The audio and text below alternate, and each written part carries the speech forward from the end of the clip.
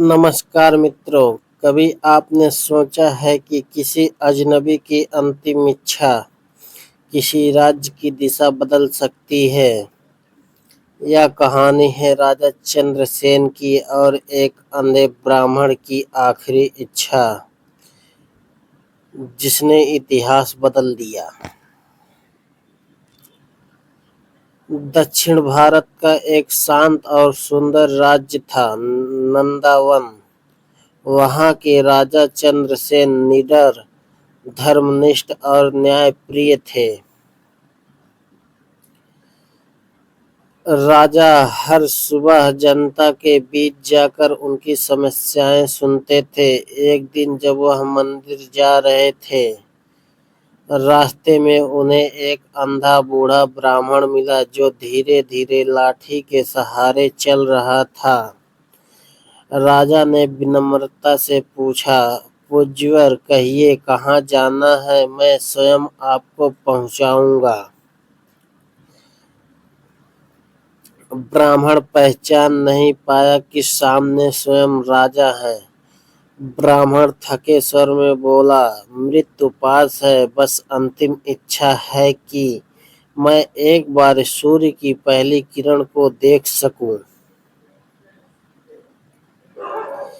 राजा चौंक गए, बोले, पर आप तो देख नहीं सकते, फिर भी सूर्य की किरण देखने की इच्छा है। ब्राह्मण बोला, सुन सकता हूँ, पर सूर्य की किरण की गर्मी अब तक कभी अनुभव नहीं की। कहते हैं वह जीवन देती है, मरने से पहले एक बार उसे महसूस करना चाहता हूँ।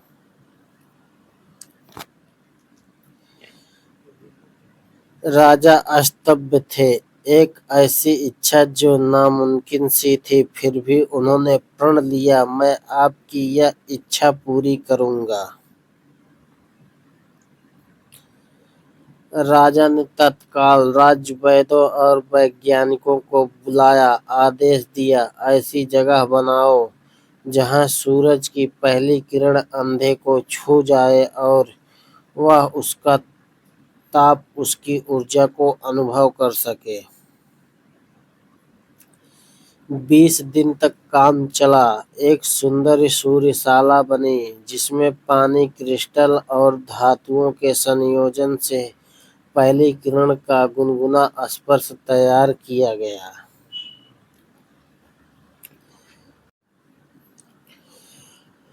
ब्राह्मण की आखिरी सुबह। उस सुबह राजा स्वयं ब्राह्मण को लेकर सूर्यशाला पहुंचे।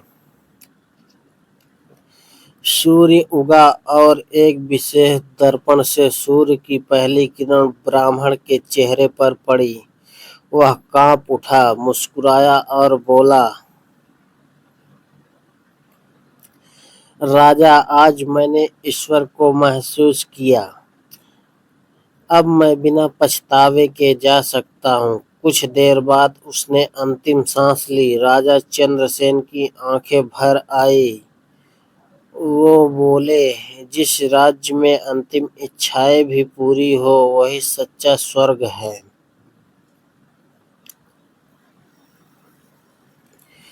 उस दिन से सूर्यशाला आम जनता के लिए खोल दी गई और वहां हर व्यक्ति धूप से चिकित्सा और ध्यान के लिए आने लगा। नंदावन राज्य बाद में प्रकाश भूमि के नाम से जाना जाने लगा। दोस्तों, कभी आपने सोचा है कि किसी की छोटी सी इच्छा पूरी करके आप उसे स्वर्ग सा अनुभव करा सकते हैं? क्या आपके जीवन में कोई ब्राह्मण आया है जिसके स्पर्श से आपने सेवा सीखी हो? धन्यवाद मित्रों। कमेंट बॉक्स में बताइए ये कहानी कैसी लगी आप लोगों को।